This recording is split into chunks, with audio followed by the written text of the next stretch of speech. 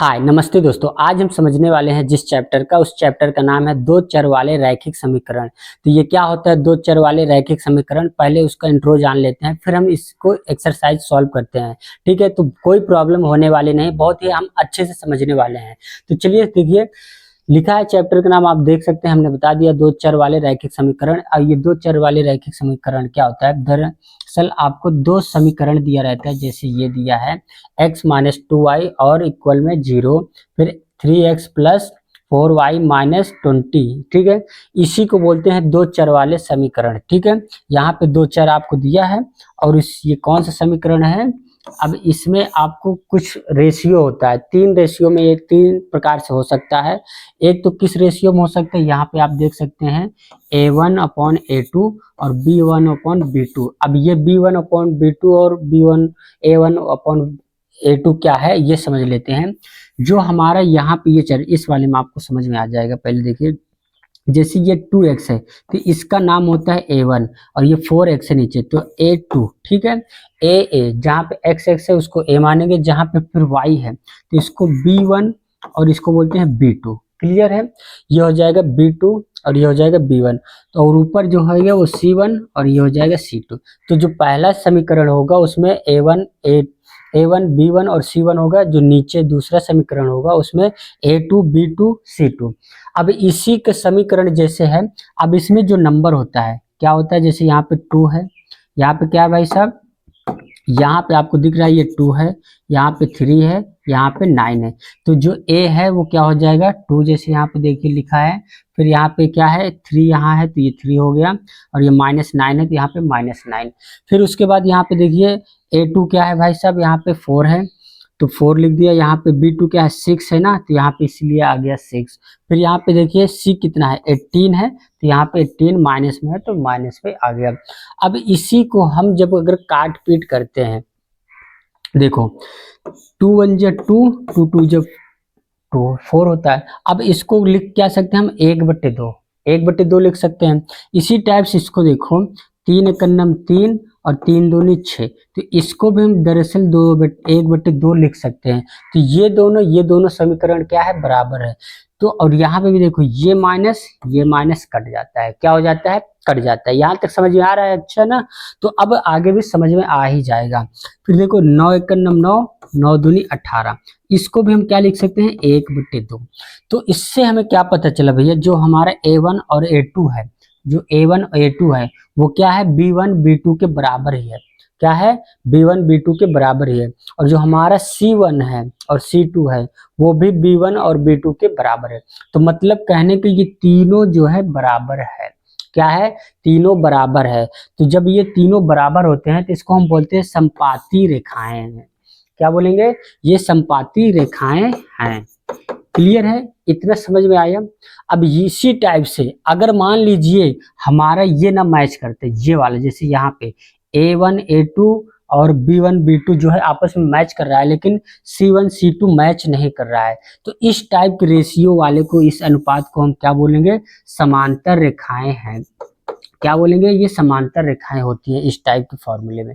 और दूसरा क्या होता है भाई साहब, जब हमें पहला और दूसरा ही ना मैच करे, मतलब a1 और a2 ही ना मैच करे। जैसे यहाँ पे देखिए a1/a2 not equal to b1 b2, जब पहले ही ना मैच करे तो हम इसको क्या बोलते हैं, प्रतिच्छेद करती हुई रेखाएं। क्या बोलेंगे, प्रतिच्छेद करती हुई रेखाएं। ये इसको आप समझ लेंगे तो पूरा चैप्टर इसी में से है, आपको समझ में आ जाएगा। अब यहीं पे आपको हम थोड़ा और बता देते हैं, जो प्रतिच्छेद करती रेखाएं होती हैं, क्या भैया, जो प्रतिच्छेद करती रेखाएं होती हैं वो क्या होता है, वो होता है संगत। इसको हम बोलते हैं संगत। यहीं पे आप समझ लीजिए ताकि आगे आपको दिक्कत ज्यादा ना हो। ठीक है, जो प्रतिच्छेद करती हुई रेखाएं हैं उस टाइप के समीकरण को हम बोलते हैं संगत। ठीक है, संगत वाले समीकरण। तो ये, और दूसरा क्या होता है भैया, जो संपाती होती है, जो इक्वल है, तीनों इक्वल, तो उसको भी हम बोलते हैं संगत रेखा समीकरण। क्या बोलेंगे, संगत। यहीं पे आप अच्छे समझ लेंगे ना, तो आगे आपको जो एक्सरसाइज में क्वेश्चन मिलेंगे वो बहुत ही आराम से सॉल्व हो जाएगा और समझ में भी आ जाएगा। फिर भैया ये संगत हो गया, ये संगत हो गया। इस्ट वाले को जो इस फॉर्मूले में होता है समांतर रेखाएं जिसे हैं वो होता है असंगत। क्या होता है भैया, ये होता है असंगत, इसमें कोई हल नहीं होता, इसमें कोई हल नहीं होता। इस वाले में अनेक हल होता है, इसको एक हल होता है इसमें। तो आपको याद रख लेना, प्रतिच्छेद वाले में क्या होता है, एक हल होता है और वो संगत होता है। समापा क्या संपाती वाली रेखा, दो चर वाली रेखाओं में क्या होता है भैया, वो भी उसमें अनेक हल होता है, वो भी संगत होता है। आई होप ये क्लियर हो गया। तो असंगत कौन सा होता है, समांतर, जिसमें एक इक्वल में होता है A1/A2 equal B1/B2 not equal to C1/C2, जैसे यहाँ पे ये लिखा है। तो ये होता है असंगत और इसका कोई हल नहीं होता है और इसको समांतर बोलते हैं। बहुत से बच्चे कंफ्यूज हो जाते हैं, ये समान है इसको समांतर बोलना चाहिए। तो याद रखना है कि जो ये लास्ट वाला नहीं मैच कर रहा है तो उसको हम बोलते हैं समांतर रेखाएं, और जो तीनों मैच कर रहा है उसको हम क्या बोलेंगे, संपाती रेखाएं। क्लियर है। और इसको तो जो काट रहा है तो प्रतिच्छेद करती हुई रेखाएं। क्लियर है, ये समझ गए हैं तो आगे आपको जो क्वेश्चन हम हल करने वाले हैं, सॉल्व करने वाले हैं, वो हमें अच्छे से समझ में आ जाएगा। ठीक है, अब चलो अगला क्वेश्चन देखते हैं भाई साहब। हाँ, यहां तक समझ में आए। अब देखो क्वेश्चन क्या बोल रहा है, क्वेश्चन को ध्यान से देखिए। निम्न समस्याओं में रैखिक समीकरणों के युग्म बनाइए और उनके ग्राफीय विधि से हल ज्ञात कीजिए। अब कक्षा 10 के 10 विद्यार्थियों ने एक गणित के पहली प्रतियोगिता में भाग लिया। यदि लड़कियों की संख्या लड़कों की संख्या से 4 अधिक हो, क्या हो, लड़कियों की संख्या लड़कों की संख्या से 4 अधिक हो तो प्रतियोगिता में भाग लिए लड़कों और लड़कियों की संख्या ज्ञात कीजिए। अब मान लीजिए लड़कों की संख्या, ठीक है, यहाँ पे हम लड़कों की संख्या लिख देते हैं, मान लेते हैं x है। लड़कों की संख्या हमने मान लिया x, और भैया लड़कियों की संख्या हमने मान लिया y, ये हमने माना। ठीक है, अब देखो लड़कों और लड़कियों की संख्या जोड़ते हैं तो कितने स्टूडेंट होंगे, 10 ही होंगे। तो हम क्या करते हैं भैया, x प्लस y को जोड़ने पर 10 होता है। कितना, ये हमें क्वेश्चन से पता चला, क्योंकि दोनों की संख्या जोड़कर ही 10 होता है, 10 स्टूडेंट हैं ही टोटल। तो ये जो हमारा बन जाएगा, ये पहला समीकरण बन गया। अब दूसरा समीकरण कैसे बनेगा वो समझिए। अब क्या बोला है, लड़कों की संख्या से लड़कियों की संख्या 4 ज्यादा है ना। यदि लड़कियों की संख्या लड़कों की संख्या से 4 अधिक है, ठीक है, लड़कियां 4 ज्यादा हैं, तो हम कहते हैं लड़कियों की संख्या क्या है भैया, लड़कों की संख्या क्या है, x है, और लड़कियों की संख्या क्या है, y है। अब ये इक्वल नहीं है, इक्वल क्यों नहीं है, क्योंकि ये 4 ज्यादा है। तो हम क्या करेंगे, 4 इसमें प्लस कर देंगे। क्या कर दिए, 4 हम इसमें प्लस कर दिए। जब हमने इसमें प्लस कर दिया तो अब ये दोनों क्या हो गया, इक्वल हो गया। क्या हो गया, इक्वल। 4 इसमें कमी थी, 4 हमने जोड़ दिया, अब ये दोनों बराबर है। अब हमें आगे क्या करना है, x को इसी साइड रखेंगे, ये इस साइड प्लस में, इस साइड आ जाएगा माइनस में, और ये इधर प्लस में, ये इस साइड चला जाएगा माइनस में, ये भी। ठीक है, तो ये क्या हो गया, हमारा दूसरा समीकरण बन गया। क्या बन गया भैया, दूसरा समीकरण। तो हम क्या करेंगे, इसको यहाँ लिख लेते हैं दूसरा समीकरण को। क्या है, x माइनस वाई और इक्वल में क्या है, -4। ये हो गया हमारा दूसरा समीकरण। ठीक है, दूसरा समीकरण बन गया हमारा। अब देखो क्या करना है, अब हमें इसमें सिंपल से ये करना होता है, इसमें दो बिंदु लिखना होता है। क्या लिखना होता है, 2 बिंदु। कैसे लिखना है, x और y का मान कुछ मानते हैं अपने से। जैसे यहाँ पे ये पहला समीकरण है, तो हम एक में x और y की वैल्यू कुछ मानते हैं। ठीक है, 2 बिंदु हमें पता करना है। कैसे पता करना है, अभी आप समझने वाले हैं। ठीक है, P Q, ये इसमें 2 बिंदु कैसे पता करना है। अब मान लीजिए हम x को कितना मान लें कि ये 10 हो जाए, x और y को क्या मान माने कि वो 10 हो जाए। तो हम कुछ भी मान लेंगे, अगर एक का मान मान लेंगे तो दूसरा ऑटोमेटिक आ जाएगा। जैसे x प्लस y बराबर 10 होता है। हाँ, तो अगर हम x को मान लेते हैं 3, क्या मान लिया हमने, 3, तो हम प्लस इधर y है, इधर है ये 10, इसको सॉल्व करेंगे तो y की वैल्यू क्या आ जाएगी, इधर ये प्लस में इधर आ जाएगा माइनस, तो 10 में से 3 जाएगा तो बचेगा 7, तो y की वैल्यू क्या आ जाएगी, 7। तो मतलब x को हम मानेंगे 3 और y को मान लीजिए 7। ठीक है, इन दोनों को जोड़ने पर क्या हो जाएगा, 10 आ जाएगा। इसी टाइप से अब दूसरा कुछ मान ले, मतलब 2 बार हमें अलग अलग मानना है। तो हम इस बार इसको x को मान लेते हैं 4 और इसको मान लेंगे 6। अब देखिए इसको जोड़ने पर क्या हो जाएगा, अगर इसको 4 इसको 6 मान ले 4 6 4 क्या हो जाएगा, फिर आ जाएगा 10। तो ये हमें 2 बिंदु इसमें मिल गया भैया, हमें इसमें 2 बिंदु मिल गया। अब इसी टाइप से इस समीकरण में 2 बिंदु पता करना है x और y का, ठीक है। अब हमें इसमें 2 बिंदु पता करना है। अब इसका नाम हमने इस बिंदु का नाम दिया P, इस वाले का दिया Q, फिर इसको इस वाले में हम दे देंगे R और इस वाले को दे देंगे S। आप कुछ भी नाम दे सकते हैं, ठीक है। अब हम यहाँ पे क्या माने कि ये -4 के बराबर हो जाए। अब x को जितना भी माने, हमें अच्छे से पता है कि x जो है y से 4 छोटा है, तो अगर हम x को 1 मानेंगे तो इसको y को 4 ज्यादा मानेंगे, तो 4 1 इसमें 1 में 4 जोड़ेंगे तो हो जाएगा 5। अब x को अगर हम 2 मान लें, x को अगर हम 2 मान लेंगे तो y को क्या मान लेंगे 6, ठीक है। हमें अच्छे से पता है कि ये 4 इससे ज्यादा है, तो 1 इस माने तो 5 इसको माना, अगर इसको 2 माने तो इसको 6। इस टाइप से कुछ भी आपको मान लेना है। बाद में जब हम ग्राफ में इसको हल करेंगे तो हमें एग्जैक्ट x और y की वैल्यू क्या है वो अपने से पता चल जाएगा। यही इसकी जादू है, यही इसका जो है जादू है। तो देखिए कैसे पता चलेगा। अब ये जो हमारा बिंदु है P और Q और RS, इसको इस ग्राफ में हमें दर्शाना है, लिखना है, ठीक है। कैसे करना है ये देखो, जैसे ये x है तो आपको ये पता है ये वाला x अक्ष होता है और ये वाला क्या होता है y अक्ष होता है, ठीक है, ये y अक्ष होता है। तो जैसे x अक्ष पे कहाँ पे हमें बिंदु लेना है 3 और y अक्ष पे 7 पे। तो देखो ये 3 और 7 इसको कहाँ पे ये पॉइंट मिल रहा है, यहाँ पे मिल रहा है इस वाले पॉइंट में, है जी। तो इसका नाम हम दे देंगे P। ये कौन सा पॉइंट हो गया भैया, ये बिंदु P हो गया, क्लियर। अब दूसरा बिंदु लिखना है। दूसरा बिंदु हम x और 6 पे, x पे 4 पे और y पे 6 पे रखेंगे। तो x यहाँ पे ये 4 और y है यहाँ पे 6 पे, ये दोनों कहाँ पे मिलेंगे, इस चौराहे पे मिलेंगे भाई साहब, है ना। ये कैसे हो गया, इसको हम क्या करेंगे भाई साहब, ठीक है, यहाँ पे ये मिलेगा इस 4 पे। अब इसको हम क्या करेंगे, ये जो बिंदु बने हैं इसमें हम एक सीधी लाइन ऐसे खींच देंगे, बस इस बिंदु को, इसीलिए हम यहाँ पे लिख दर्शाते हैं, इस बिंदु को हमने पता किया था। अब इसका हम दे देंगे नाम, ये कौन सा चर था भैया, समीकरण था x + y = 10। ये किसका है, x y + 10, और ये कौन सा बिंदु है, Q है। ये बिंदु कौन सा है, Q। ये P था, ये Q था। ये नाम भी लिखते चलना है ताकि कोई गड़बड़ ना हो।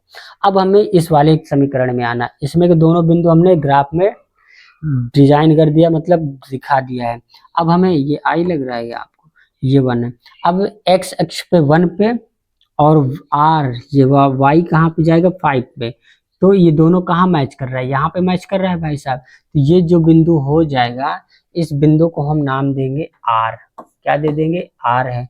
अब s कहाँ पे बनेगा वो हमें बताना है। तो भाई x पे 2 पर होना चाहिए और y पे 6 पर होना चाहिए। ये देखिए भाई यहाँ पे बन रहा है, ये यहाँ पे x अक्ष पे 2 पर है और y अक्ष पे 6 पर है। अब इस बिंदु को हमें क्या करना है, आपस में ऐसे जोड़ देना है। इस बिंदु को नाम भी दे देते हैं हम S है, इसको हम ऐसे ये जोड़ दिए। अब ये जहाँ पे प्रतिच्छेद कर रहा है, यहाँ पे प्रतिच्छेद कर रहा है, काट रहा है एक दूसरे को, ठीक है। तो ये जो प्रतिच्छेद कर रहा है, कहाँ पे कर रहा है, जो प्रतिच्छेद हो रहा है भाई साहब वो कहाँ पे हो रहा है, कौन से बिंदु पे, x अक्ष पे है 3 पे और y अक्ष पे कहाँ पे है 7 पे, कहाँ पे है 7 पे। तो इससे आपको क्या पता चला भाई साहब, जो हमारा ये बिंदु प्रतिच्छेद हो रहा है, ये प्रतिच्छेदित करते हुए समीकरण है। तो जो प्रतिच्छेद हो रहा है वो कहाँ पे हो रहा है भैया, ये हो रहा है 3 और 7। अब आपको पता है 3 क्या होता है, पहले वाला जो होता है वो x अक्ष होता है और ये जो 7 है वो y अक्ष होता है। तो इससे आपको ये पता चल गया कि भाई x बराबर 3 होगा और y बराबर 7 होगा। अब हमने x को क्या माना था, लड़कों की संख्या, और y क्या माना था, लड़कियों की संख्या। तो यहाँ से हमें लड़का और लड़की की जितनी भी संख्या है वो पता चल गई। आई होप इसमें आपको कोई डाउट नहीं हुआ होगा। अगर कोई भी डाउट है तो कमेंट करके बताइए, या तो एक बार पीछे आप फिर से वीडियो देखेंगे तो समझ में आ जाएगा। तो इस टाइप से ग्राफ विधि से हमने इसका हल निकाल लिया, ठीक है। इस टाइप से आप यहाँ पे कोई से भी नंबर मानेंगे, आएगा आपका इतना ही, ठीक है। प्रतिच्छेदित जहाँ पे होगा वो 3 और 7 पर ही होगा। आप अलग अलग नंबर ले सकते हैं, ठीक है। इसका भी नाम लिख सकते हैं यहाँ पे। ये जैसे कौन सा समीकरण था ये वाली लाइन, तो ये था y माइनस इक्वल में 4, ये इस टाइप से। तो ये हमने ग्राफ में इसको दर्शा दिया। चलिए अब दूसरे क्वेश्चन की ओर चलते हैं। देखिए दूसरा क्वेश्चन क्या कह रहा है। निम्न समस्याओं में से रैखिक समीकरणों के युग्म बनाइए और उनके ग्राफ विधि से हल ज्ञात कीजिए। वही चीज है यहाँ पे भी। अब मान लेते हैं, मानना क्या, क्वेश्चन पहले पढ़ लेते हैं। 5 पेंसिल तथा 7 कलमों का मूल्य 50 रुपए है, जबकि 7 पेंसिल तथा 5 कलमों का मूल्य कितना है, 46 रुपए। कितना है, 46 रुपए है। एक पेंसिल का मूल्य तथा एक कलम का मूल्य ज्ञात कीजिए। तो हम इसको कैसे ज्ञात करेंगे भाई साहब, देखो हमें क्या करना है, पेंसिल और कलम का मूल्य ज्ञात करना है। और किसमें भैया, ग्राफ विधि द्वारा। तो हम मान लेते हैं कलम है जो पेंसिल है, पहले पेंसिल है तो पेंसिल, ठीक है। हमने पेंसिल को ये मान लिया क्या है, x, पेंसिल को मान लिया x, और कलम क्या है, कलम को हम मान लेते हैं y, ठीक। कलम को हमने माना y और पेंसिल को माना x। अब देखिए अगर 5 पेंसिल है, अगर पेंसिल का रेट मान लीजिए जो भी है x है, तो 5 पेंसिल लेंगे तो कितना हो जाएगा रेट, तो उसका हो जाएगा 5x प्लस 7 है तो इसको हमने मान लिया y, ये हो जाएगा 7y। अब इसको जितने को मिलता हो इसको सबको खरीदते हैं तो कितने का पूरा हो जाता है, 50 रुपए का। ये कितने का हो जाता है, 50 रुपए का। तो ये हो गया आपका पहला समीकरण। क्या हो गया, ये आपका पहला समीकरण।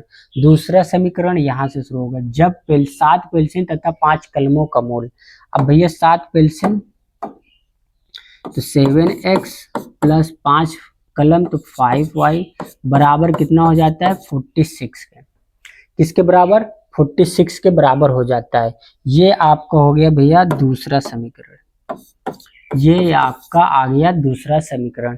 अब हमें क्या करना है, इसमें भी 2 बिंदु बनाना है दोनों में से। जैसे पहले समीकरण से यहाँ से 2 बिंदु बनाया था और दूसरे समीकरण से भी 2 बिंदु बनाए थे, इसी टाइप से अब हमें इसमें भी 2-2 बिंदु दोनों में बनाना है।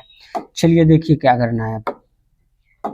अब हम इसमें पहले बिंदु, सब पहले समीकरण में x और y का मान पता करते हैं। भाई साहब कुछ भी अपने से मानेंगे, ऐसा मानना है आपको ताकि सॉल्यूशन में कोई गड़बड़ ना हो, ठीक है, सोच समझ कर। अब देखिए हम अगर यहाँ पे x को 3 मान लें तो ये 5 3 जब 15 हो जाएगा, मतलब 3 मानेंगे तो 5 ये 15 के बराबर हो जाएगा। और इसको हम क्या मान ले, 5 मान ले। y को अगर हम 5 मान लेते तो ये हो जाएगा 7 5 35। क्या हो जाएगा, 7 5 35। तो इस टाइप से ये क्या हो जाएगा, 50 के बराबर हो जाएगा।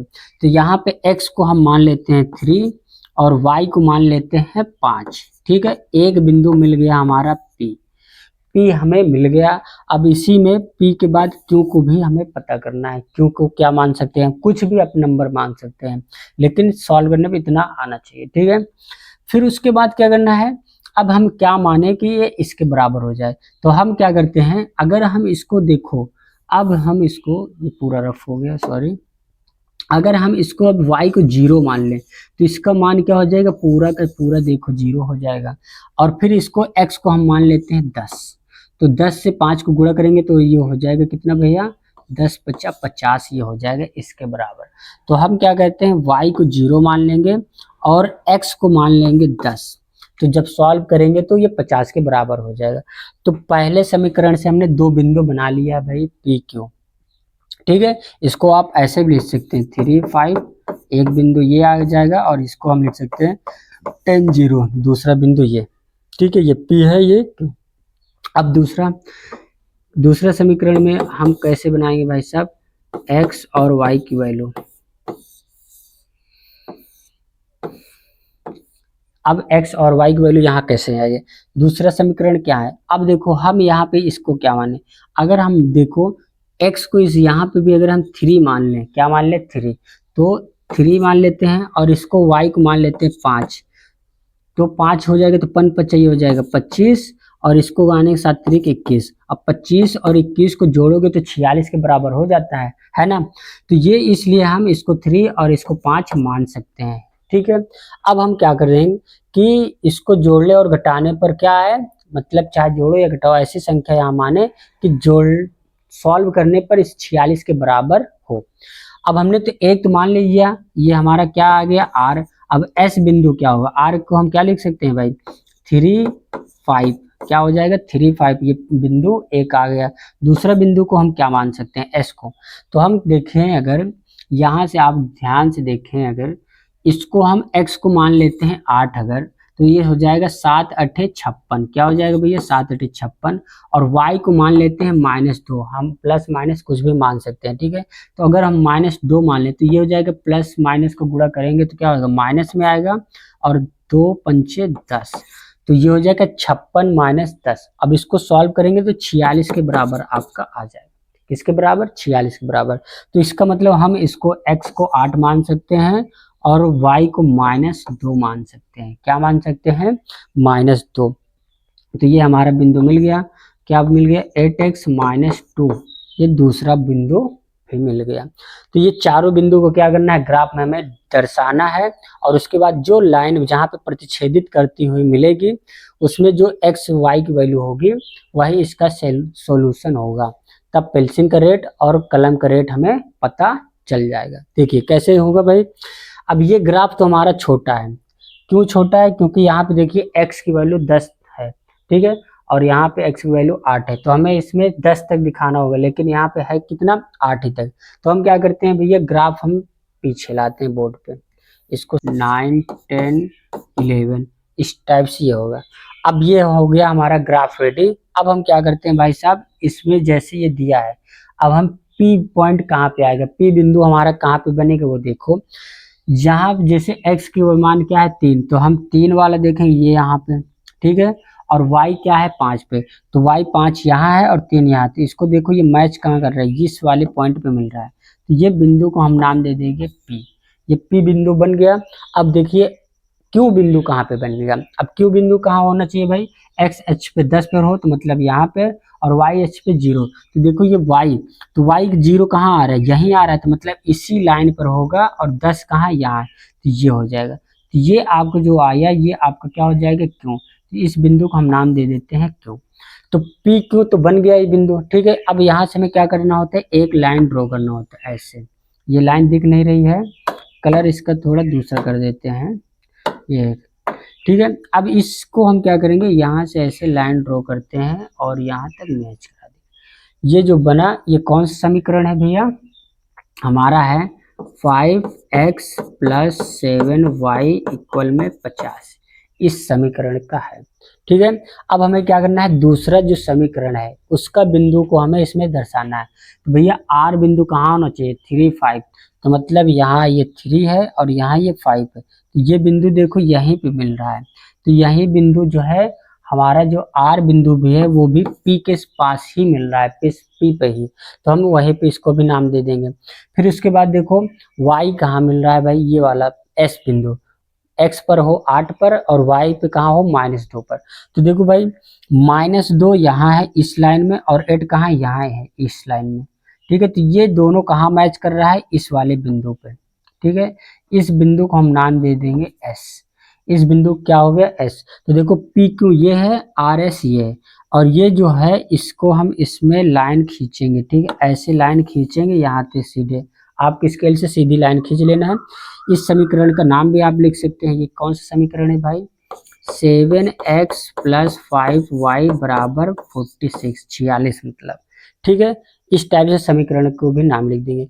अब हमारा हल क्या है भैया, देखिए ये प्रतिच्छेद कहाँ हो रहा है, ये हो रहा है इस बिंदु पे, और इस बिंदु का नाम क्या है भाई साहब 5, यहाँ पे y पे कहाँ पे 5 पे, और x पे कहाँ पे 3 पे। तो ये कहाँ पे प्रतिच्छेद हो रहा है भैया, ये प्रतिच्छेद जो है कहाँ पे हो रहा है, किस बिंदु पे हो रहा है, यहाँ पे 3 और 5 पे। तो हम इसको लिख देंगे 3 5, क्या लिख देंगे 3 और 5। तो यहाँ से इसका हमें हल मिल गया। 3 क्या है हमारा x, और y क्या है हमारा 5, पहले वाला होता है x और दूसरा होता है y, हमेशा ये बात आप याद रखिएगा। तो अब देखिए यहाँ से हमको सॉल्यूशन मिल गया भैया, मतलब सॉल्व हो गया हमारा क्वेश्चन। तो अब हम कह सकते हैं, क्या कह सकते हैं, x बराबर होगा, क्या मिला था 3, और y बराबर क्या मिला है हमको 5। तो हम बोल सकते हैं पेंसिल की कीमत 3 रुपए है और कलम की कीमत क्या है 5 रुपए है। क्या है भैया 5 रुपए है, ठीक है। पेंसिल की कीमत 3 रुपए और कलम की कीमत 5 रुपए। आई होप ये समझ में आ गया होगा, ठीक है। अब चलिए अगला क्वेश्चन, अब इसके बाद एकदम आसान क्वेश्चन है सब, इसके बाद अब आपको एकदम और मजा आने वाला है कहने के बल्कि, ठीक है। अब देखो, जैसे अभी हमने इसके बारे में अच्छे से समझ लिया, ये क्या है, ये बटे में है, ठीक है, ऐसे a1/a2 इस टाइप से है ये।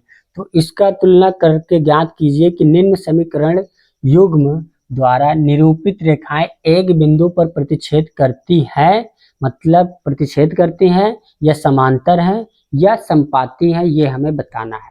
तो इसको हमने तो शुरू में अच्छे से समझ लिया, अब इसको हम हल करके देख लेते हैं और समझ में आ जाएगा। तो जैसे कि हमने बताया, इसका नाम है a1, इसका नाम है b1 और इसका नाम है, ठीक है, ये क्या है b1, ये है हमारा c1, ठीक है। और ये क्या आता है a2 b2 ये c2। अब देखिए किस रेशियो में है, इक्वल वाले में है, समांतर वाले में है या संपाती है। तो देखो इसको हम क्या लिख सकते हैं 5/7, ठीक है। a/a2 को हम लिख सकते हैं 5/7। फिर देखो भाई साहब, ये b1 b2 को क्या लिखेंगे, ये प्लस में माइनस में, तो भाई साहब एक माइनस में और प्लस में, ये 4/6 है तो 4/6। अब आपको देखकर पहले ही पता चल रहा है कि ये दोनों बराबर नहीं है, क्या है, ये दोनों बराबर नहीं है। तो जब अगर पहले ही बराबर ना मिले, जब पहले ही बराबर ना मिले तो समझ लीजिए क्या है कि वो प्रतिच्छेद कर रहा है, या भैया ये कट रहा है, तो ये क्या हो गया भैया प्रतिच्छेद कर रहा है। ये क्या कर रहा है, प्रतिच्छेद करती हुई रेखाएं, प्रतिच्छेद करती हुई, ठीक है, हुई रेखाएं हैं। आई होप ये समझ गए। अब ये यहीं पे कट रहा है तो ये पहले से पता चल गया किस फॉर्म में भाई साहब, इसको आपको पता है इस किस फॉर्म में है, a1/a2 not equal to b1/b2 इस फॉर्म में है। और इस टाइप जो होता है वो क्या होता है, प्रतिच्छेद करती हुई रेखाएं, यही हमें बताना था। तो पहला वाला ये हो गया आपका, ठीक है। अब दूसरा देखो क्या करा है, जैसे यहाँ पे a1 कितना है आपका, जैसे यहाँ पे देखो a1/a2 क्या है आपका 9/18, ठीक है। तो इस टाइप से आप तो अब समझ ही गए हैं, तो हम इसको लिख सकते हैं। अब देखो इसको अगर ध्यान से देखो तो 9×9, अगर इसको यहाँ लिखते हैं एक बार 9/18 लिख सकते हैं, इसको हम 3/6 लिख सकते हैं और इसको हम 12/24 लिख सकते हैं, ठीक है, ये लिख सकते हैं। अब देखो 9×9 9, 9×2 18, तो इसको हम क्या लिख सकते हैं 1/2, ठीक है, 1/2 बराबर का चिन्ह लगाएंगे। फिर 3×9 3, 3×2 6 कट रहा है तो ये भी हो गया 1/2। फिर देखो 12×9 12, 12×2 24, तो ये भी क्या आ गया 1/2।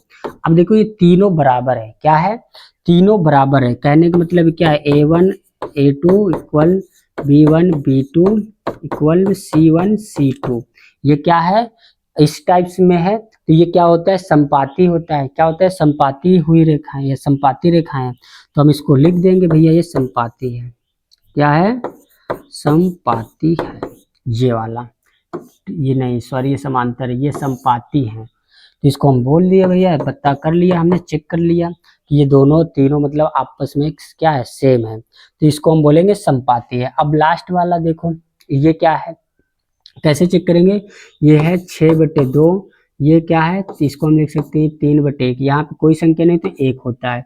फिर 10/9, ये क्या है भैया 10/9। अब इसको देखो अगर और आगे सॉल्व करते हैं, 6 और 2 किससे कट रहा है 2 से कट रहा है, 2×9 ये हो जाएगा 2 और ये हो जाएगा 3, तो 3×9 3 हो जाएगा।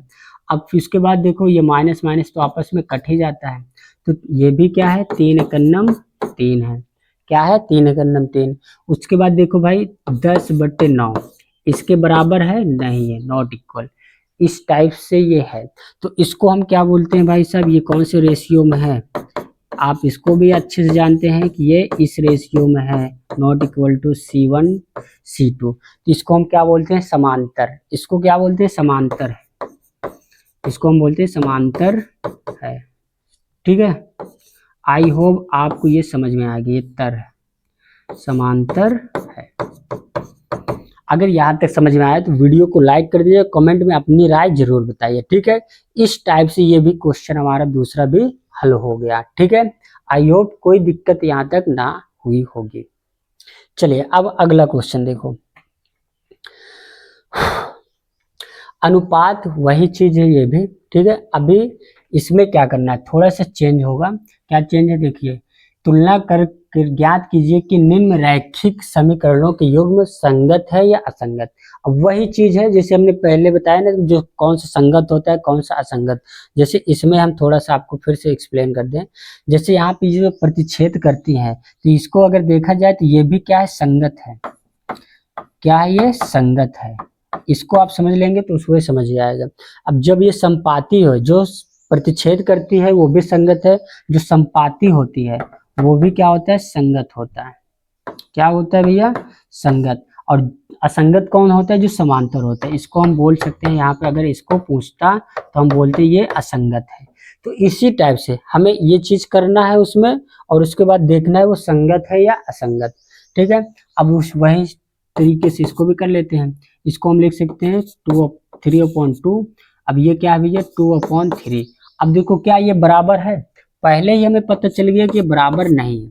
और ये बराबर नहीं है तो ये किस फॉर्म में भैया, A1/A2 not equal to B1/B2। और जो इस टाइप से होता है उसको हम बोलते हैं प्रतिच्छेद। क्या बोलते हैं भैया, प्रतिच्छेद। और जो प्रतिच्छेद होता है वो संगत होता है। पता चल गया भाई साहब। इसमें यही बस बताना है कि वो संगत है या असंगत, ठीक है। तो हमने इसमें पूछा संगत या असंगत, ये वाला संगत है। अब इसको भी देख लेते हैं, ये संगत है या असंगत। इसको क्या लिखोगे, 2/4। अब माइनस माइनस प्लस ही हो जाएगा, इसको हम लिखेंगे 3/6। और ये हो जाएगा 8/9। क्या हो जाएगा, 8/9। अब ध्यान से देखो, अगर तो 2×2, 2×2=4, 3×3, 3×2=6। तो ये तो 1/2 इक्वल में है 1/2, लेकिन ये जो है क्या 8/9, ये इक्वल नहीं है, ये इक्वल नहीं है। तो ये कौन सी फॉर्म में है भैया, A1/A2 equal to B1/B2 not equal to C1/C2। और ये किस, इसको हम क्या बोलते हैं, समांतर। इसको क्या बोलते हैं, समांतर। और जब ये समांतर है तो मतलब ये असंगत है। क्या है, असंगत है। क्लियर है। इस टाइप से इसको भी हमने पता कर लिया कि ये असंगत है। जो समांतर होता है वो असंगत होता है, इसका कोई हल नहीं है। अब इसी टाइप से इसको देखो, इसको ध्यान से समझिएगा, ठीक है। अब इसको हम क्या लिख सकते हैं, 3/2। अब देखो 3/2 तो यही हो गया। अब इसमें जैसे अपॉन में जो नीचे होता है इसको किस कहाँ लिखते थे, अपॉन में। तो इसी टाइप से इसको 9 को भी हम अपॉन में लिखेंगे, तो ये आपस में हो जाएगा गुणा, ठीक है। तो इसको हम लिखेंगे तो 3/2 × 9, ठीक है। फिर उसके बाद देखो भाई, इसको हम क्या लिखेंगे, ये प्लस में ये माइनस में, क्या है भैया, ये प्लस माइनस। तो इसको अगर लिखोगे तो ये क्या हो जाएगा, 5/3। और ये प्लस में है, माइनस में है नीचे क्या, 10। तो इसको हम 10 से गुणा कर देंगे। अब यहीं से आपको क्लियर हो जाना चाहिए, क्या क्लियर हो जाना चाहिए भाई, एक प्लस में है और एक माइनस में है, तो ये कभी इक्वल हो ही नहीं सकता, ठीक है। ये प्लस में है और ये माइनस में, तो ये इक्वल है ही नहीं। क्लियर है। और जब इक्वल नहीं है तो मतलब किस फॉर्म में भैया, A1 और A2 not equal to B1/B2, ठीक है। तो ये क्या है भैया, प्रतिच्छेद। क्या इसको बोलेंगे, प्रतिच्छेद। तो मतलब प्रतिच्छेद है तो मतलब संगत है, ठीक है। हमें संगत असंगत पता करना, तो ये क्या है, संगत है, संगत है। क्लियर। आई होप ये भी क्लियर हो गया, समझ में आ गया। अभी इसमें 2 और है शायद, हाँ। अब इसमें भी देख लो, इसको भी समझ लो भाई। जैसे यहाँ पे क्या है, 5/10। और ये क्या है, 3/6। अब ये माइनस में है तो मतलब यहाँ पे ये भी माइनस में है, चाहे ऊपर हो या नीचे, माइनस में है तो माइनस में ही वो होगा। फिर ये क्या है भैया, 11/22, ये भी माइनस में है, तो चाहे ऊपर नीचे कहीं भी माइनस, तो वो माइनस में ही संख्या होगा। अब देखो भैया, 5 का नम 5, 5 दूनी 10, तो ये हो जाएगा माइनस का 1/2 इक्वल लगाएंगे, 3 का नम 3, 3 दूनी 6, तो ये भी आ जाएगा 1/2, माइनस का है तो माइनस में, फिर इक्वल का चिन्ह लगाओ, 11 का नम 11, 11 दूनी 22, ये भी क्या है माइनस में 1/2।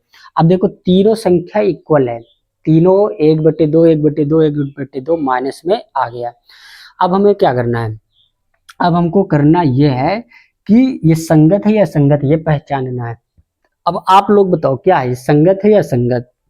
भाई साहब संगत है, क्योंकि ये क्या है a1/a2, फिर यहाँ पे b क्या है, ये b/b2 इक्वल में c/c2 के बराबर है, और ये होता है संपाती। क्या होता है भैया? संपाती। और जो संपाती है तो वो संगत भी है, संगत भी है। क्लियर? जो संपाती है तो वो संगत है, ये आपको याद रखना है। इसी टाइप से अब इसको देखो, अब इसको आप खुद समझिए क्या होगा। इसको हम क्या लिख सकते हैं, 4/3, 4/3। अब नीचे 2 है तो इसको क्या हो जाएगा, 2 से गुणा, फिर उसके बाद इक्वल के चिन्ह लगाओ, ये क्या है 2/3, क्या हो जाएगा 2/3, और आगे क्या है 8/12, 8/12। अब इसको एक बार सॉल्व करो, ये इक्वल है इक्वल नहीं अभी पता चल जाएगा। तो हम क्या करेंगे, 2 का नम 2, 2 दूनी 4 कट जाएगा, तो ऊपर क्या बचेगा 2, और नीचे क्या बचा 3 का नम 3। ठीक है, अब इसको देखो 2/3 ये भी लिखा है, तो ये दोनों तो हो गया इक्वल।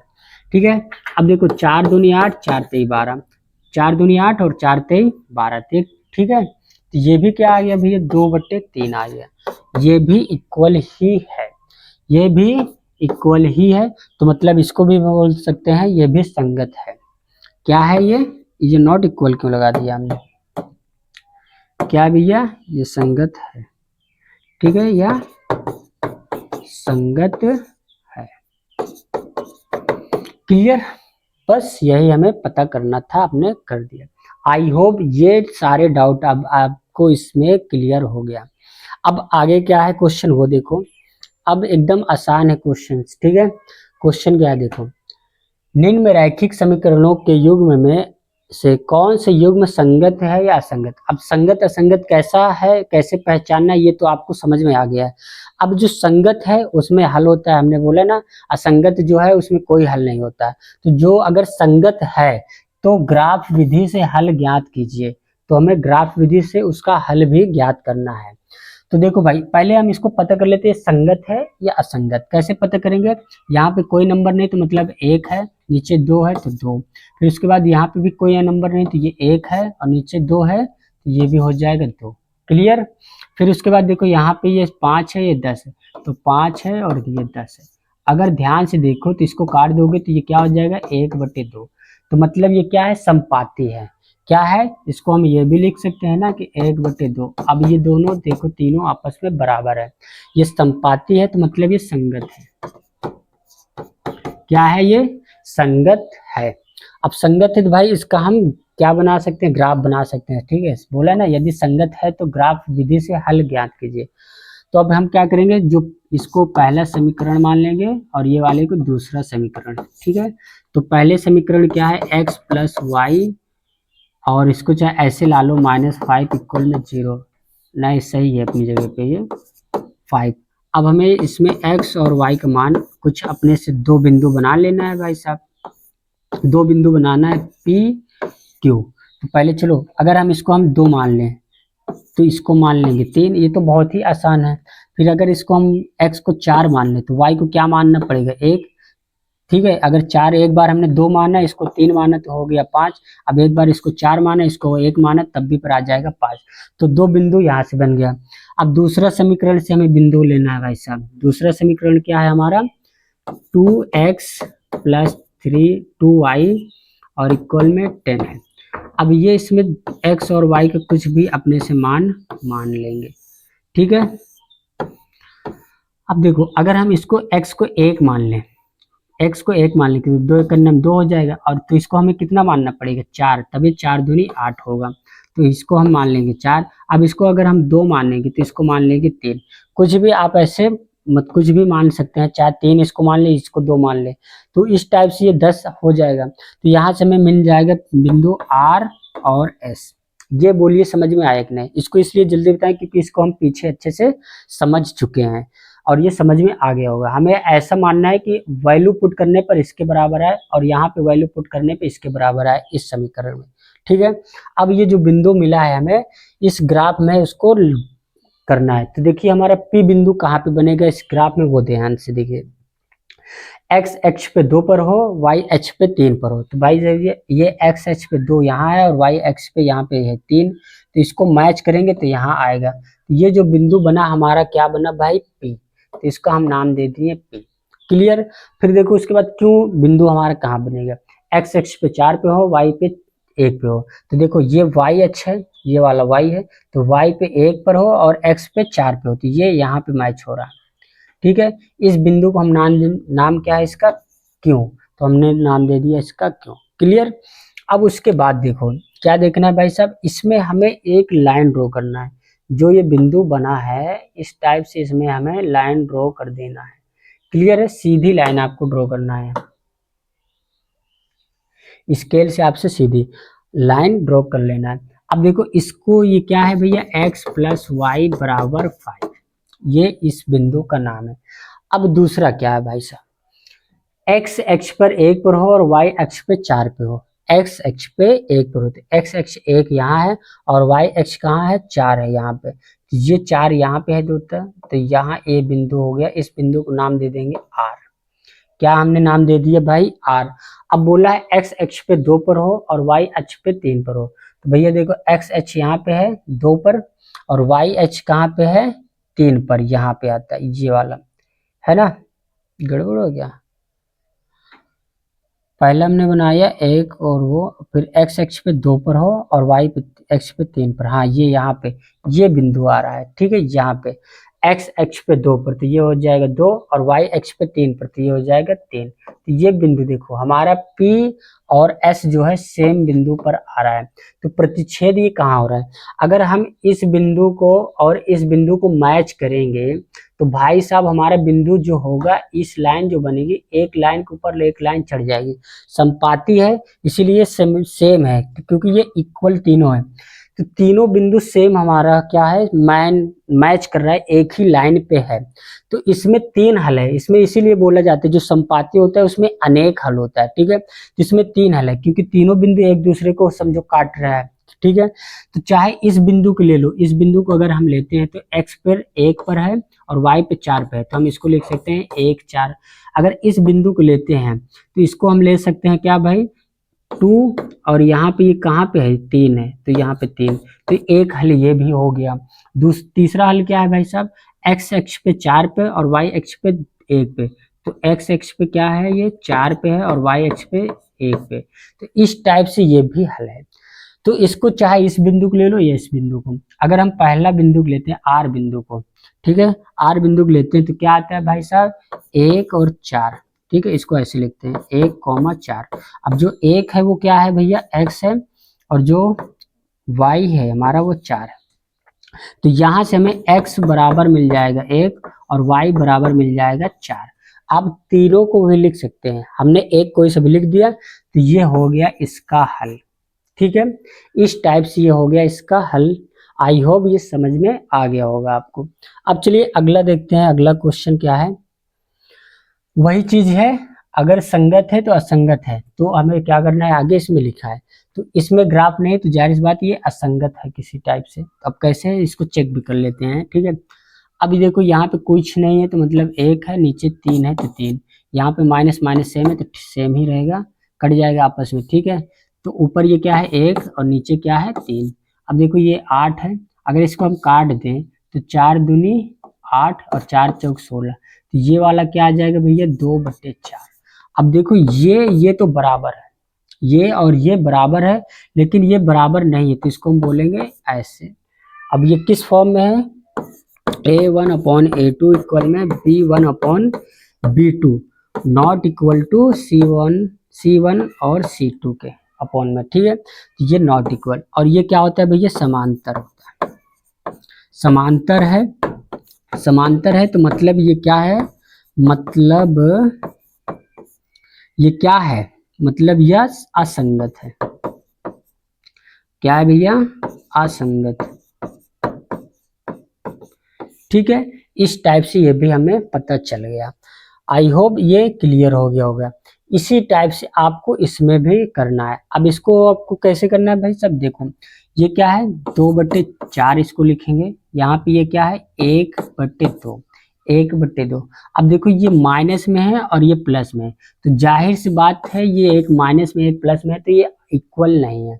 इक्वल नहीं है तो ये इसको हम कट कर देंगे, और कट करने के बाद ये हमें पता चलता है A1/A2 not equal to B1/B2। और इस टाइप से जो होता है उसको हम बोलते हैं प्रतिच्छेद, प्रतिच्छेद करती रेखाएं। ठीक है, प्रतिच्छेद करती रेखाएं हैं ये। ठीक है, ये प्रतिच्छेद हैं। अब ये प्रतिच्छेद है तो मतलब ये संगत है। क्या भैया, संगत है। अब ये संगत है तो इसका हल है, तो मतलब इसको ग्राफ में आपको बनाना है। तो आई होप इसको आप खुद कर लेंगे, इसको होमवर्क के तौर पे आपको खुद करना है। ठीक है, इस वाले क्वेश्चन को अब आपको खुद कर लेना है। हमने क्वेश्चन भी बना दिया, बता दिया कि संगत है। अब आपको क्या करना होगा भाई साहब, इसको पहला समीकरण मान लेंगे, इसको दूसरा समीकरण मान लेंगे, और फिर आपको x और y का मान बताना है, मतलब दो बिंदु बनाना है अपने से, पहले समीकरण से और दूसरे समीकरण से। ठीक है, यहाँ पे भी। और जब बिंदु को आप पता कर लेंगे तो उसको आप इसमें दर्शा पाएंगे, और फिर जहाँ पे प्रतिच्छेद करे, काटे एक दूसरे को, वही आपका हल होगा। ठीक है, आशा करते हैं ये क्वेश्चन आप सॉल्व कर लेंगे। अब चलिए आगे देखिए क्वेश्चन क्या कह रहा है। आगे वो और भी क्वेश्चन, इसको भी आप वैसे ही कर लेना है। ठीक है, ये दोनों आपको हम होमवर्क दे रहे हैं। ठीक है, ये आपको होमवर्क दे रहे हैं। पांचवा भी है क्या इसमें, नहीं है। आशा करते हैं ये दोनों हो जाएगा। अगर कोई दिक्कत होता है तो आप कमेंट में हमें बताइए, उसका हम शॉर्ट वीडियो में आपको सोल्यूशन बता देंगे। ठीक है, या नहीं तो कभी लाइव में आप आकर पूछ सकते हैं। अब देखो ये क्वेश्चन क्या कह रहा है, ये क्वेश्चन तो आपको करना है। अगला क्वेश्चन क्या कह रहा है, एक आयताकार बाग जिसकी लंबाई चौड़ाई से 4 मीटर अधिक है। एक मान लीजिए आयताकार, आप जानते हैं रेक्टेंगल। ठीक है, अब उसकी चौड़ाई जो है लंबाई से 4 कम है, या ऐसे क्या है, जिसकी लंबाई चौड़ाई से 4 अधिक है। तो मान लीजिए लंबाई चौड़ाई है, चौड़ाई को हम मान लेते हैं x। ठीक है, और ये हो जाएगी आपकी लंबाई, क्या हो जाएगी भैया, लंबाई। अब जब चौड़ाई है हमने माना है x, तो x से कितना ये ज्यादा है, 4 ज्यादा है, तो इसकी हो जाएगी लंबाई। ठीक है, अब बोला है अर्ध परिमाप, मतलब आधा परिमाप कितना होता है भैया, 36 है। आधा परिमाप कितना होता है, 36 है। तो बाग की विमाएं ज्ञात कीजिए। क्या करनी है, अब यहाँ पे ये हमें बन गया भैया, चौड़ाई है x और लंबाई क्या है x+4। अब ये जो बोला है अर्ध परिमाप, अब ये जो अर्ध परिमाप बोला है 36 मीटर है। अर्ध परिमाप का मतलब इसको और इसको सिर्फ नापा गया है। ठीक है, पूरे को नहीं नापा गया, आधा लिया गया है। तो इसको और इसको नापते हैं तो कितना आता है, 36 मीटर। तो अगर हम यहाँ से लेकर यहाँ तक इसको नापेंगे तो कितना आएगा भैया, 36 मीटर आता है। तो इसमें क्या जुड़ गया, ये भी जुड़ गया और ये भी जुड़ गया। तो हम क्या करेंगे भैया, लंबाई कितना है x+4, इसमें क्या जोड़ देना है, चौड़ाई कितना है x, इसको जोड़ने पर कितना होता है भैया, 36 मीटर के बराबर होता है। कितने भैया, 36 मीटर के बराबर। अब यहीं से हमें लंबाई और चौड़ाई पता चल जाएगा। कैसे पता चलेगा, ये देखो हम क्या करेंगे भैया, x यहाँ पे एक है और एक यहाँ पे, तो x+x 2x हो जाएगा, और +4 है तो 4 इक्वल में 36। फिर हम क्या करेंगे भैया, 2x लिखेंगे, ये इधर प्लस में इधर जाएगा माइनस में, तो 36 -4 करेंगे। फिर इधर x ओनली बचेगा 32, 36 32 4 घटाओगे तो क्या आएगा 32, और 32 यहाँ पे ये गुणे में, तो इधर आ जाएगा भाग। जब इससे भाग करोगे तो x की वैल्यू क्या आ जाएगी, 16। ये तो आपको सॉल्व करना आता है। तो ये x की वैल्यू आ गई, x क्या है भैया, चौड़ाई, तो चौड़ाई कितना आया, 16, तो ये हो जाएगा 16 मीटर। चौड़ाई हमें पता चल गया 16 मीटर, और लंबाई कितना हो जाएगा भाई, 16 + 4 मतलब 20 मीटर। हमें चौड़ाई क्या लंबाई क्या मिल गई, 20 मीटर। तो बस ये हो गया आपका सॉल्व। अब अगला क्या है भाई साहब, लास्ट क्वेश्चन है, इसको समझ लो। ये तो हल्का ही है, अगर यहाँ तक आपको समझ में आ गया तो कुछ नहीं है। ये क्या बोला, एक रैखिक समीकरण इतना दी गई है, दो चरों में एक ऐसी और रैखिक समीकरण लिखिए ताकि प्राप्त युग्म का ज्यामितीय निरूपण ऐसे हो कि प्रतिच्छेद करती रेखाएं हो।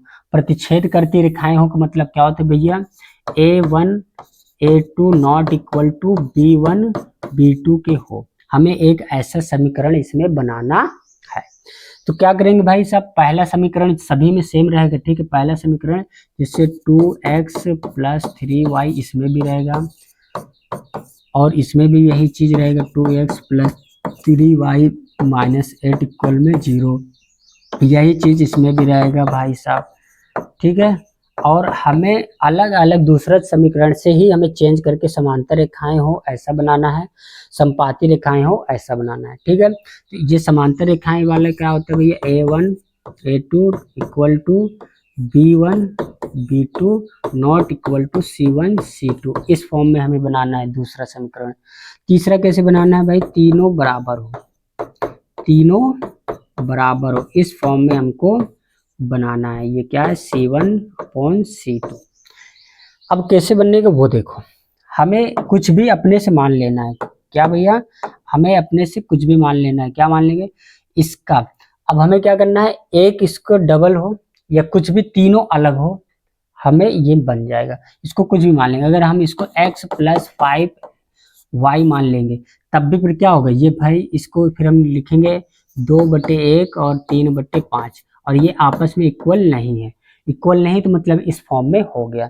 तो इस टाइप से इसको आप कुछ भी मान सकते हैं, इसको इक्वल में यहाँ पे ऐसे 0 भी मान सकते हैं, ठीक है। तो ये हो जाएगा आपका, ये भी आपका आंसर।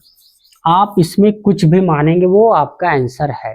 क्लियर है, बस ये ना हो, सेम नहीं होना चाहिए। तो ये हो गया आपका, आई होप ये समझ गए। प्रतिच्छेद करती रेखाएं मतलब इसके बराबर ना हो ये तीनों। फिर बोला है क्या भैया, A1 A2 और B1 B2 जो है आपस में इक्वल हो, लेकिन C1 C2 बराबर ना हो। तो हम क्या करेंगे भाई, इसको इसका डबल, इन दोनों को सेम नंबर लाना है, तो 2 से दोनों को गुणा कर दो, ये हो जाएगा 4x, इसको हम कर देंगे 2 से गुणा तो ये हो जाएगा 6y। अब इसको कुछ अलग कर दो, हम इसको लिख दिए -7। अब क्या होगा भाई साहब, इसको जब सॉल्व करने जाओगे तो ये क्या होगा, ये आपस में सेम होगा तो मतलब इस टाइप से बन जाएगा, और ये आपस में सेम नहीं होगा, ठीक है, क्योंकि ये 8 है और ये 7 है, तो ये क्या हो जाएगा, नॉट इक्वल। तो इस टाइप से ये हो जाएगा समांतर रेखाएं हैं, समांतर रेखाएं हो, तो ये इस टाइप से हो जाएगा। तो ये भी हो जाएगा आपका तीसरे का आंसर। अब क्या करना है भैया, तीनों इसमें बराबर हो, इस फॉर्म में हो। तो कब होगा भैया, जब सेम नंबर से इसको हम गुणा कर दें। तो हम क्या करते हैं, इसको दोनों को, तीनों को 2 से गुणा कर देते हैं। तो इसको हम लिख सकते हैं 4x प्लस इसको हम लिख दें 6y और इसको -16 लिख दें इक्वल में 0। ये हो जाएगा आपका संपाती, ये हो जाएगा आपका संपाती। आशा करते हैं ये चैप्टर आपको अच्छे से समझ में आ गया होगा 3.1।